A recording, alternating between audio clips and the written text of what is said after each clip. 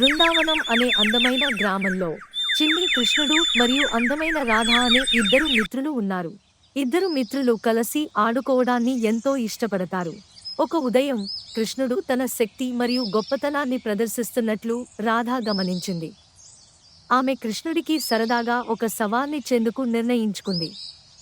రాధ కృష్ణుడిని ఓ వెన్న గిన్నెలు ఎత్తుకునే పోటీలో సవాలు చేసింది. ఎవరికి ఎక్కువ వెన్న గిన్నెలు ఎత్తగలరో వారు విజేతలు. కృష్ణుడు తన తెలివితేటలతో చక్కని కుర్చీపై ఎక్కి వెన్న గిన్నెలు తీసుకోవడానికి ప్రయత్నించాడు. రాధ కూడా తెలివినది. కృష్ణుడు మరొక వెన్నగిన్నె పట్టుకునే ముందు రాధ అప్పటికే ఎక్కువ వెన్నగిన్నెలు సేకరించింది.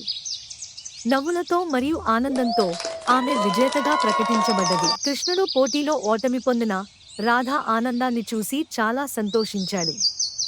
ఇద్దరూ కలిసి నవ్వుతూ వారి స్నేహం ఎటువంటి పోటీ కంటే బలమైనదని చూపించారు.